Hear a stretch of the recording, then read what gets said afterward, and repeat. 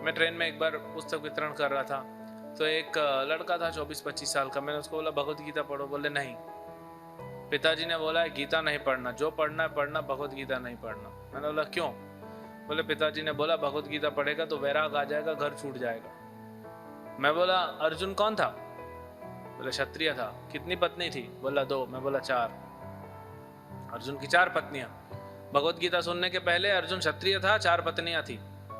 भगवत गीता जीतने जो सुनने के बाद 4 पत्नियां थी और क्षत्रिय था। क्या चेंज हुआ बताओ? बल्कि वो भागना चाहता था, भगवान उसको ऊपर खींचे, रथ से उतर गया था, वापस उठा दे ऊपर। तो ये एक मिसअंडरस्टैंडिंग है। ज्ञान से वैराग आता सही बात है, लेकिन उस वैराग से वो शुष्क वैराग नहीं होना चाहिए, वो गलत है। ज्ञान से हमको समझ में आता है कि हमको क्या करना चाहिए, क्या नहीं करना चाहिए। ये नहीं कि ज्ञान मिल गया तो कुछ नहीं करना है। इसलिए साधु के लिए साधना बहुत महत्वपूर्ण है भक्ति योग, लेकिन कर्म कर रहा है ना। साधना मतलब क्या? कोई 3 बजे, कोई 3:30, पौने 4 बजे उठ के मंगल आरती में आना, नाचना, ये क्या है? एक्टिविटी है। लेकिन क्योंकि भगवान के लिए कर रहा है तो वो भक्ति योग है। ऐसा नहीं कि हम सब लोग यहाँ पे बैठे भगवत गीता सुनेंगे, उसके बाद कुछ नहीं करेंगे।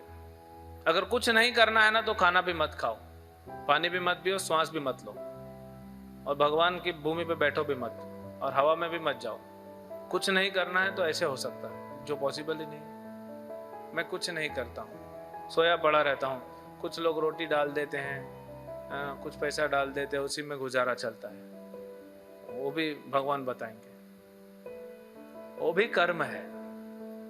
आप इतना बड़ा ज्ञान प्राप्त किया तो अजागर वृत्ति में जाओ, भीख क्यों मांग रहे हैं? ठीक है, सन्यासी साधु को ही अलाउड है भिक्षुक बनना, लेकिन क्यों? भिक्षुक क्यों बनते हैं साधु सन्यासी? सिर्फ उन्हीं को अधिकार है भिक्षुक बनने का, क्योंकि वो किस घर में जाएंगे, भिक्षा लेंगे और उनको थोड़ा प्रचार करके आगे निकलेंगे। ऐसा नहीं कि रोड किनारे सोए हैं और गोवर्धन परिक्रमा करने वाले यात्री आए, कुछ कुछ पैसा डालते जाएंगे।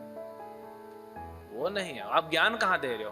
तो आप उनका कर्मा ले रहे हो। अगर आप किसी से कुछ लेते हो, कोई भी साधु किसी से कुछ लेता है और ज्ञान नहीं देता है, तो उसका पूरा पाप कर्म अपने जेब में डाल देता है और फिर भुगतना पड़ता है इसको। और फिर साधु बोलता है मैं तो अच्छा कर रहा हूं, मेरा चेतना क्यों गड़बड़ हो रहा है, मेरा उत्साह क्यों कम हो रहा है भक्ति में? क्योंकि आपने लोगों से लिया है और दिया कुछ नहीं, तो कर्मा आ गया। लेकिन अगर आप उनको ज्ञान देते भक्ति का, तो आपको कर्मा नहीं लेना पड़ता। इसीलिए सिर्फ खाना, शास्त्र कहते हैं जो व्यक्ति सिर्फ खाता है और सेवा नहीं करता है वो पाप कर रहा है, इसीलिए उसको लेना पड़ता है कर्म।